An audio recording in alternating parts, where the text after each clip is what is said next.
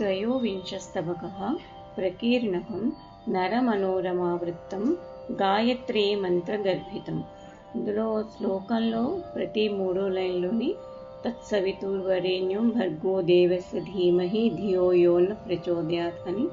గాయత్రీ మంత్రం నిక్షిప్తమై ఉంటుంది. కిరదివామృతం కిరణమాలయా జయతి తత్సితం శివవధూస్మితం తవ పదం పరే మమ గుహాంతరే స్ఫురతు సర్వదా వికసితం ముదా పదమధోంభుజాన్నఖిల విద్యతే మదన విద్విష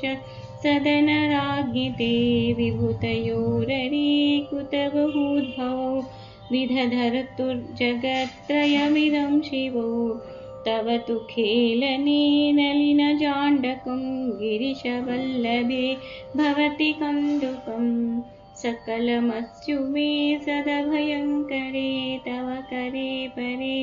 కిమపి నో నరే కిమివ వర్ణ్యతాం కశశికుండలా ఉడుమణిశ్రజా ప్రవిలసద్గలా భణ నిరంతరం బహుగుణాముమాం గతభయం విధే యమలవాణి మాం అవజహీవానను భజామ్యహం భువనభర్తృతే చరణమన్మహం గణపతే శిరః కమలచుంబిని భవతు గోపతి ధ్వజకుటుంబిని సహరమజ్జనం విదధతం జనం పరమదేవతే నయసి ధామతే జనని విజ్ఞతా భవతు ధీమతా అనుభవస్తు తే కరుణయా సతాం అచలయా ధియా హృది గవేషణం వృషహయ ప్రియా నగరశోధనం న విజహామి తే చరణనీరజం అవనిధీమతామవనవానిజం పదముబేంబతే హృది విచిన్మతే ఫలితమస్తకాః పరమదేవతే స్వయమనామయే సకలధాత్యసి నిజమహిమ్నిసాత్వమయ తిష్టసి స్థితిమసాధయం స్తవ పదాంబుజే విధిమధిక్షిపత్యలసధీరజే స్యతుమదాపదం శివవధూపదం